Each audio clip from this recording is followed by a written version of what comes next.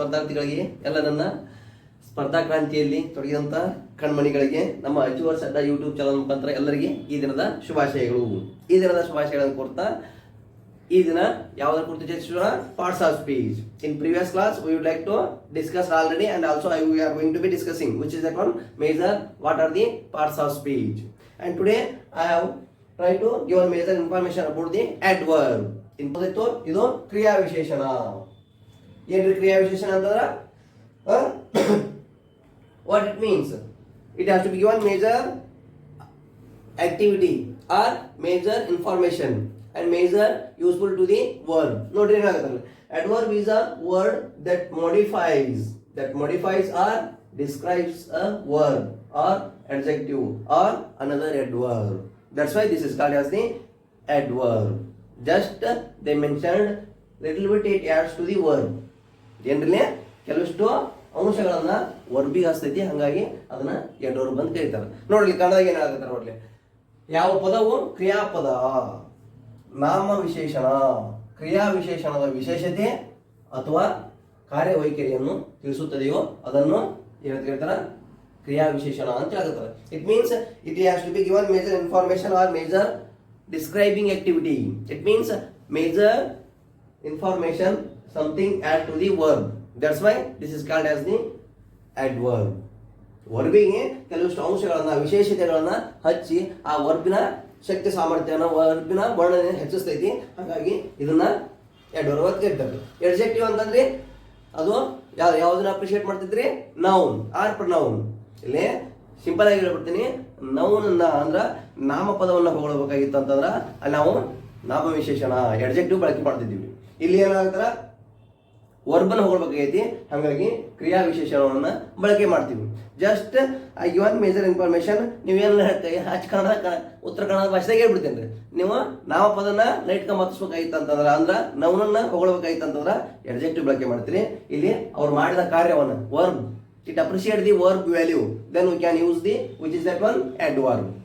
ಇಲ್ಲಿ ನೋಡ್ರಿ ಅದಕ್ಕೆ ನೋಡ್ರಿ, ಯಾವ ಪದವು ಕ್ರಿಯಾಪದ ಆಗಿರ್ಬೋದು ಅಥವಾ ನಾಮ ವಿಶೇಷಣ ಆಗಿರ್ಬೋದು ಅಥವಾ ಕ್ರಿಯಾ ವಿಶೇಷಣ ಆಗಿರ್ಬೋದು, ಈ ವಿಶೇಷತೆಯನ್ನು ಅವುಗಳ ವಿಶೇಷತೆಯನ್ನು ಅಥವಾ ಅವುಗಳ ಕಾರ್ಯವೈಖರಿಯನ್ನು ಹೆಚ್ಚಿಸುವಂತ ಪ್ರಕ್ರಿಯೆ, ಆ ಮಾಡುವಂತ ಪ್ರಕ್ರಿಯೆಗೆ ಆ ವರ್ಡಿಂಗ್ ಏನಂತ ಹೇಳ್ತಾರೆ? adverb ಅಂತ ಹೇಳ್ತಾರೆ. That's why what are the major different kinds of adverbs are there in adverb. Okay, ಕ್ರಿಯಾ ವಿಶೇಷಣದಲ್ಲಿ ಕೂಡ ವಿವಿಧ ರೀತಿಯಾದಂತಹ ವಿಧಗಳದವು ಅಂತ ಹೇಳಕತ್ತಾರೆ ನೋಡ್ರಿ. ಮೊದಲಿಗೆ ಏನು ಅಂತ ತಿಳ್ಕೊರಿ. Just remember this one, adverb. Just add plus verb ಏನ್ ಮಾಡ್ತೈತ್ರಿ? ವರ್ಬಿಗೆ ಕೆಲವಷ್ಟು ವಿಶೇಷತೆಗಳನ್ನ ಹೆಚ್ಚಿಸ್ತೈತಿ, ಹಚ್ಚಿ ಅದರ ಮೌಲ್ಯವನ್ನು ಹೆಚ್ಚಿಸ್ತೈತಿ. ಅದಕ್ಕೆ ಇದನ್ನ adverb ಅಂತ ಕರೀತಾರೆ. Just you divide like that. ಸಂಧಿಗಳು ಯಾವ ರೀತಿ ಅಂತ ಆ ರೀತಿ ಅಲ್ಲ, ಮಾತಾಗಿ ತಿಳ್ಕೊಂಡ್ರಿ. ಇಲ್ಲಿ something it adds to the verb. ಇಲ್ಲಿ ಕೆಲವಷ್ಟು ಅಂಶಗಳನ್ನು ಹಚ್ಚೋದ್ರ ಮುಖಾಂತರ ಇಲ್ಲಿ ವರ್ಬಿನ ಮೌಲ್ಯವನ್ನು ಹೆಚ್ಚಿಸುವಂತ ಪ್ರಕ್ರಿಯೆ ಏನ್ ಮಾಡ್ತೈತಿ, ಹಾಗಾಗಿ ಇದನ್ನ adverb ಅಂತ ಕರೀತಾರೆ. ನೋಡ್ರಿ kinds. What are the major different kinds of adverbs are there in English? First one, adverb of manner, adverb of place, adverb of time. Next, adverb of frequency, adverb of degree. Next, interrogative adverb. Next, adverb of certainty. These are the major different types of the adverbs when we are going to be used in a sentence. For the appreciate, for appreciate or add something to the verb. ಕೆಲವಷ್ಟು ಮೌಲ್ಯಗಳನ್ನ ಕಾರ್ಯಗಳನ್ನ ಯಾವುದೇ ನಾಮಪದ ಅಲ್ಲ, ಸಾರಿ, ಇದು ವರ್ಬದ ಪ್ರಕ್ರಿಯೆನ ಹೆಚ್ಚಿಸಬೇಕಾಗಿತ್ತು ಅಂತಂದ್ರ ಕ್ರಿಯಾಪದದ ಮೌಲ್ಯವನ್ನು ಹೆಚ್ಚಿಸಬೇಕು. ಕ್ರಿಯಾಪದವನ್ನ ಇನ್ನಷ್ಟು ಅದರ ಕಾರ್ಯದ ವೈಖರಿಯನ್ನು ಹೆಚ್ಚಿಸಬೇಕಾಗಿತ್ತು ಅಂತಂದ್ರ ಬಳಕೆ ಮಾಡುವಂತ ಪ್ರಮುಖವಾದಂತಹ ಪದವೇ ಅದು adverb ಅಂತಾರ. ಹಾಗಾಗಿ ಆ adverb ಅಲ್ಲಿ ಎಷ್ಟು ವಿಧಗಳದಾವ ಅಂತ ಹೇಳಿದ್ರೆ, first one adverb of manner. In adverb of manner, what are the major different types of words we can try to use? Quickly. adverb of manner ಅಂದ್ರೆ ಯಾವ ಬರ್ತದಲ್ಲಿ? ಕ್ವಿಕ್ಲಿ ಆಗಿರ್ಬೋದು. Next loudly, slowly, urgently, happily, sadly, clearly, openly. It means these are the major words we use in adverb of manner. adverb of manner ಅಲ್ಲಿ ಪ್ರಮುಖವಾಗಿ ಬಳಸಲ್ಪಡುವಂತಹ ಯಾವ ಪದಗಳು ಅಂತ ಹೇಳಕತ್ತಾರೆ ಅವರಲ್ಲಿ. ಯಾವ ಬಳಕೆ ಮಾಡ್ತೀವಿ ಅಂದ್ರೆ ಫಸ್ಟ್ ಒನ್ ಅಲ್ಲಿ quickly, loudly, happily, clearly. It means even though much more is there, just I have to given information little bit. ಇವ್ ಸ್ವಲ್ಪ ತಿಳ್ಕೊಂಡ್ರಿ ಅಂತಂದ್ರೆ ನೆಕ್ಸ್ಟ್ ಉಳಿದು ನೀವೇ ತಿಳ್ಕೊಂಡ್ರಿ. ನೆಕ್ಸ್ಟ್ ರೀ adverb of place. Okay, what it means adverb of place? It means it has to give one major information about the where action is done.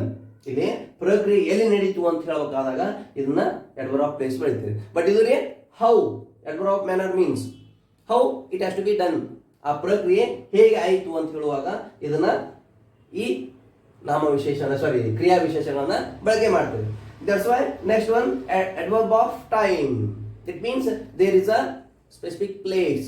ಇಲ್ಲಿ time ಅಂತ ಹೇಳುವಾಗ when action is done. That's why now, today, that day, before, yesterday, or previous day, like that, before this day, that day, early, or slowly, like that. These are the major adverbs of time. ಇಲ್ಲಿ adverb ಅಲ್ಲಿ ಕೆಲವಷ್ಟು based on time ವೇಳೆಯನ್ನು ಆಧಾರವಾಗಿಟ್ಟುಕೊಂಡು ಬಳಸುವಂತ ಪ್ರಮುಖವಾದವು ಅಂತ ಹೇಳಕತ್ತಾರೆ ಅಲ್ಲಿ. ಅದಕ್ಕೆ ಅವ್ರು ಹೇಳಕತ್ತಾರೆ ಅಲ್ಲಿ next adverb of frequency. What it means frequency? It means how it has to be done. That's why they call it as the adverb of frequency. Adverb of frequency also much more useful for the purpose of to appreciate the value of verb. ವರ್ಬಿನ ಕಾರ್ಯವೈಖರಿಯನ್ನು ಹೊಗಳಕ ಇದು ಕೂಡ ಬೇಕು. ಅದಕ್ಕಾಗಿ ಏನಾಗುತ್ತೆ adverb of frequency ಅಲ್ಲಿ once, twice, thrice, again and again, frequently, urgently, sometimes, few times, like that we can use. Next one, adverb of degree. It means good, almost, little bit, very, rarely, fully, enough, fairly, quite, like that. There is a few words in adverb of degree. Next one, interrogative adverbs. It means only question orientation. ಇಲ್ಲಿ adverb of interrogative adverb ಅಂತಂದ್ರೆ ಪ್ರಶ್ನೆಗೆ ಸಂಬಂಧಿಸಿದಂತ ಪ್ರಮುಖ ಪದಗಳು ಅಂತ ಹೇಳ್ಬೋದು. ಅದಕ್ಕೆ ನೋಡ್ರಿ ಆಗತ್ತಲ್ಲಿ when, why, where, how, and next which, why, what, in which manner we can use in interrogative. ಪ್ರಶ್ನಾರ್ಥಕ ಅಂದ್ರೆ ಪ್ರಶ್ನೆ ಕೇಳೋಕೆ ಏನು WH ಕ್ವಶನ್ ಅಂತಾರಲ್ಲ ಆ WH ಕ್ವಶನ್ ಆಗಿರ್ಬೋದು ಅಥವಾ ಈ ರೀತಿ ಬಳಕೆ ಮಾಡಿವಿ ನಾವು ಪ್ರಶ್ನೆ ಮಾಡಿವಿ ಆ ವರ್ಬ್ ಪ್ರಕ್ರಿಯೆಯಲ್ಲಿ ಬಳಸ್ತಿದ್ವಿ ಅಂತಂದ್ರೆ ಅವಾಗ ಇವನ್ನ ಇಂಟ್ರಾಗೇಟಿವ್ adverbs ಅಂತ ಕರೀತಾರೆ. Next one adverb of certainty. What it means certainty? ನೋಡ್ರಿ ಏನಂತಾರೆ certainty, surely. It means 100% surety. ನಿಜ ಆಕೈತಿ ಅಂತ ಹೇಳ್ತಿರ್ತೀವಿ. ನೆಕ್ಸ್ಟ್ certainly, ಕೆಲವು ಸಂದರ್ಭಗಳಲ್ಲಿ definitely, next obviously. These are the major words in adverb of certainty. Okay, just you write it in proper manner. It means whatever they are mentioned here, why we are mentioned here, and also I have to be pronounced a little bit more than that whatever mentioned here. ಇಲ್ಲಿ ಎಷ್ಟು ಬರ್ದೀನಿ ಇದಕ್ಕಿಂತ ಹೆಚ್ಚಿಗೆ ಹೇಳಿದೀನಿ ಅವನು ಕೂಡ ನೀವು ಅಲ್ಲಿ ಬರ್ಕೊಂಡು ಇವನ್ನ ಪ್ರಾಕ್ಟೀಸ್ ಮಾಡಿ. ಈ ಪ್ರಾಕ್ಟೀಸ್ ಮಾಡಿದಾಗ ನಿಮಗೆ ಏನೈತಿ adverb of how to use adverb in sentence. ವಾಕ್ಯಗಳಲ್ಲಿ ಯಾವ ರೀತಿ ಬಳಕೆ ಮಾಡೋದು ಅಂತ ಕ್ರಿಯಾ ವಿಶೇಷಣಗಳನ್ನ ಯಾವ ರೀತಿ ಬಳಕೆ ಮಾಡಬೇಕು ಅನ್ನೋದು ಗೊತ್ತಾಗೈತಿ. That's why it has to be modifies or describes. It may be verb, or it may be adjective, or it may be adverb. ಅದು ನಾಮಪದವನ್ನ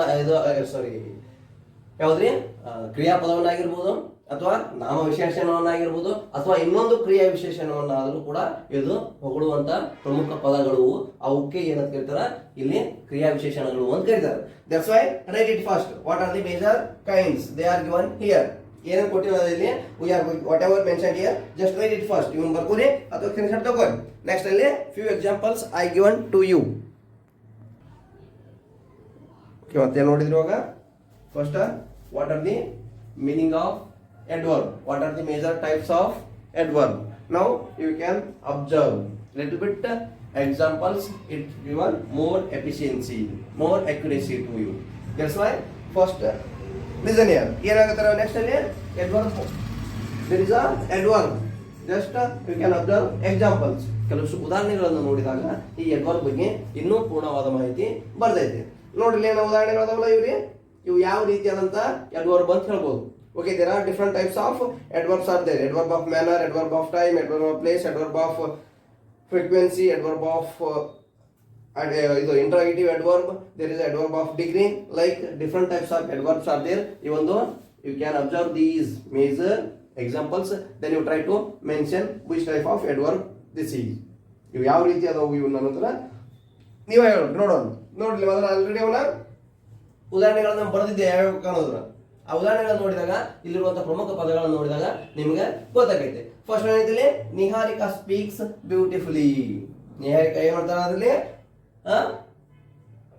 she will speaks beautifully. First observe which is the major adverb in a sentence. ಈ ವಾಕ್ಯಗಳಲ್ಲಿ ಯಾವುದು adverb ಅನ್ನೋದನ್ನ ಗುರುತಿಸಿ. Next, he is singing loudly. Okay, which is that one adverb? Loudly. Next, you have to stand here. You have to stand here. Which is that one in this sentence? Here is the adverb. Next, they go everywhere. ಅವರು ಎಲ್ಲ ಕಡೆನೂ ಹೋಗ್ತಾರ ಅಂತ ಹೇಳ್ತಾರೆ. ಯಾವ್ದು ಇದ್ರಾಗ್ರಿ everywhere. This is the major adverb. Next one, my friend stood near school. Okay, where is our friend? Stood ಎಲ್ಲಿದ್ದ ನಮ್ಮ friend ಅಂತ ಹೇಳಿದಾರೆ ಅಲ್ಲಿ stood near school. Near is the adverb. Next one, you come daily. Okay, you should have to come daily. It is necessary. Something you have to be try to mention in front of your friend. That's why you come daily. ನೀವು ದಿನ ಬರಬೇಕು ಅಂತ ಹೇಳಾಗುತ್ತೆ. ಯಾವ್ದು daily is the adverb. Next, they eat together.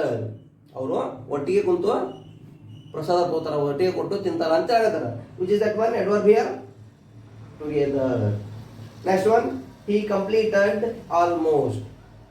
ಅವನು ಎಲ್ಲ ಅಷ್ಟು already ಮುಗಿಸ್ಯಾನ ಅಥವಾ ಎಲ್ಲರೂ ಮುಗಿಸಕ್ ಬಂದ ಅಂತ ಹೇಳಕತ್ತಿರ್ತೀರಿ ಅವನು. ಅವಾಗ ಏನ್ ಮಾಡ್ತೀರಿ ಈ ಕಂಪ್ಲೀಟೆಡ್ ಆಲ್ಮೋಸ್ಟ್ ಅಂತ ಬರುತ್ತೀರಿ. ಈ ಸೆಂಟೆನ್ಸ್ ಅಲ್ಲಿ ಯಾವುದು the almost is the which is that one adverb. Okay, these are the major adverbs.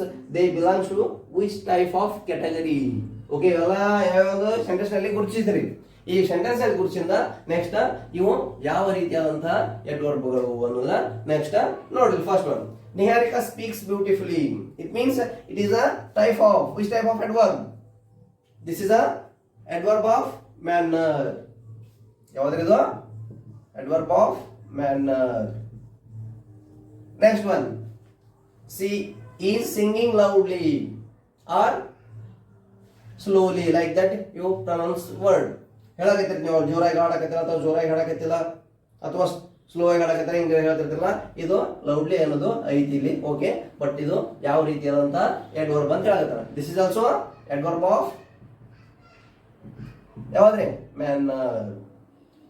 Next one, you have to stand here.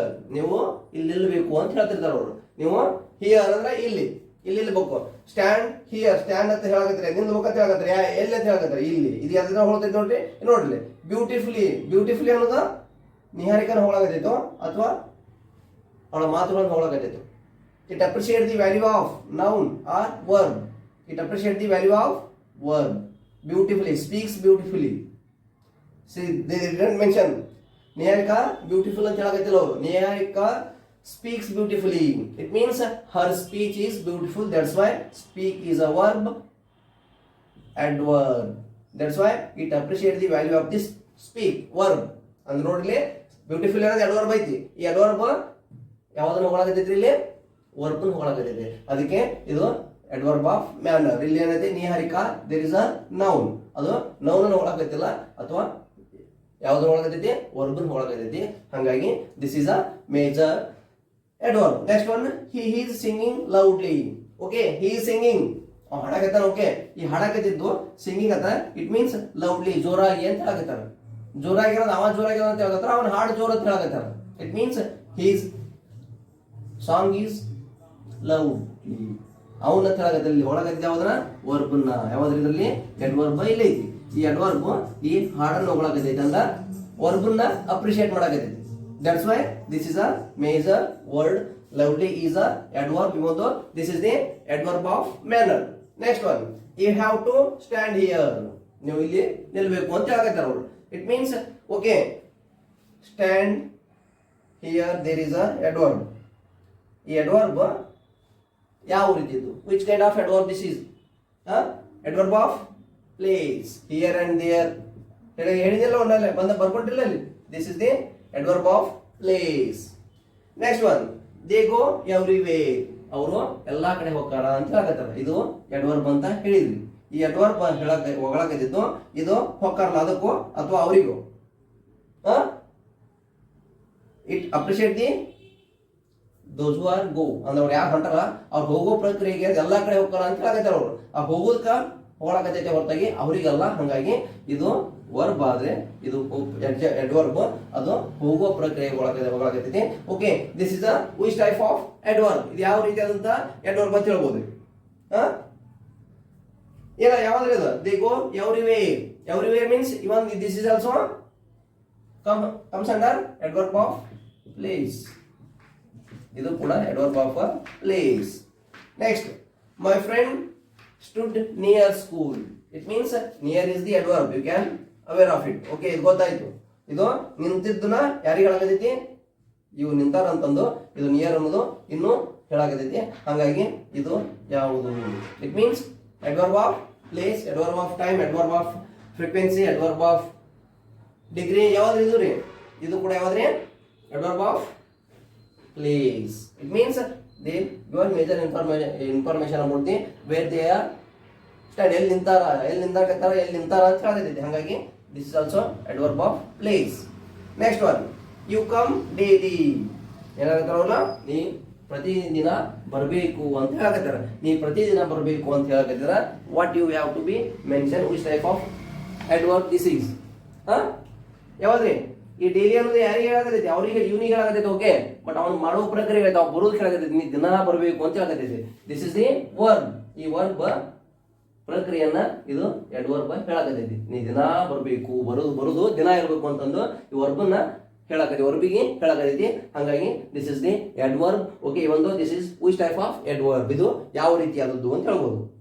It means adverb of time. Adverb of time. Next one, you come daily, you go daily. Why did you came late? Like that. These are the major words you can check here where adverb of time. And also somewhere you mention they went yesterday. ಇದಕ್ಕ ಇನ್ನೊಂದು ಏನು ಬೇಕು? they went yesterday ಅಂತ ಹೇಳ್ತಾರೆ. They went yesterday. Yesterday means this is the adverb. This is the verb.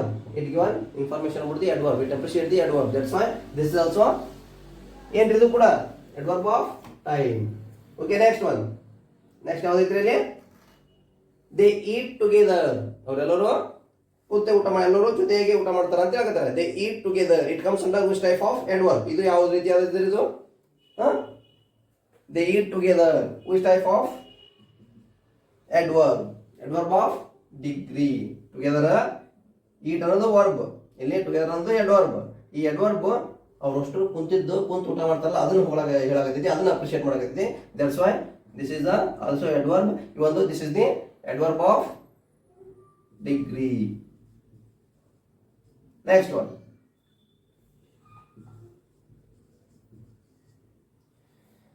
he completed almost.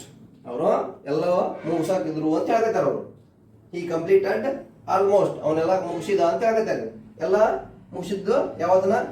ಇಲ್ಲಿ complete ಅನ್ನೋದು verb ಐತಿ, ಇಲ್ಲಿ ಆಲ್ಮೋಸ್ಟ್ ಅನ್ನೋದು ಅಡ್ವರ್ಬ್ ಐತಿ. ಇದು ಕೂಡ adverb of degree. That's why you listen it carefully.